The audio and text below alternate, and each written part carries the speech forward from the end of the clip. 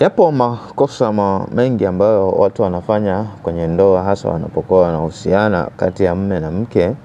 Lakini kama mimi ungeniuliza moja kati ya kosa kubwa ambalo watu wengi wamelifanya, na ningependa ni kushauri na wewe usilifanye unapokuwa kwenye mahusiano au kwenye ndoa, ni moja, kwamba epuka kumbadilisha mwenzi wako.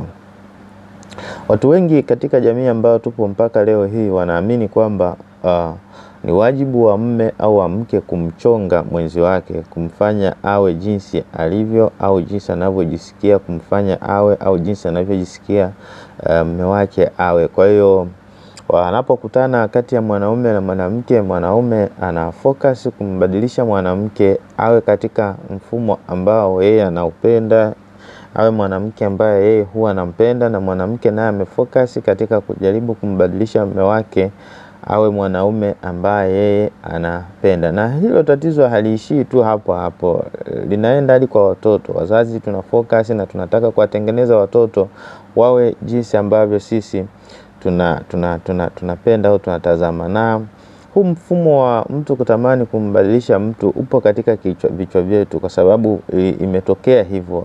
Kama nilivyosema, tunatamani kuwabadilisha hata watoto.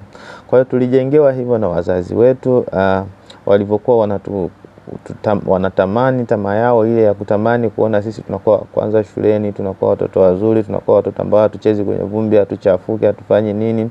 Wakatulea vile na tamaa ile, na ile tamaa imekomanda ni mwetu, na sisi tunafikiri kwamba tupo duniani kwa ajili ya kutaka kuwabadilisha watu na kuwafanya au na kuwaumba wawe kwa jinsi ambavyo tunataka sisi. Lakini jambo moja ambalo mimi nataka nikwambie ni kwamba hilo ni moja kati ya kosa kubwa sana. Mtu akishaoa au kuolewa hatakiwi kubadilishwa. Kazi ya malezi kumlea mume wako au mke wako awe jinsi anavyotaka, ilikuwa ni kazi ambayo ilipaswa wafanye wazazi wa mke wako au wa mume wako. Kwa maana ya kwamba mke wako wewe unayemkunja na kumtaka awe jinsi ambavyo unataka litakiwa ifanyike, mke wako akiwa na miaka kuanzia 4 hadi miaka 12, wazazi wako ndio walitakiwa wafanye maandalizi hayo ili akufae wewe kwa jinsi unavyotaka, na mume wako hivyo hivyo. Lakini kitendo cha wazazi wake kushindwa, ama waliweza kumlea, au wewe kushindwa kuchagua mtu unayemtaka, lakini umechagua yeyote yule na unajitahidi kumbadilisha, kitakuletea usumbufu kwa muda mrefu, na kitakupotezea focus, na kitakupotezea maisha.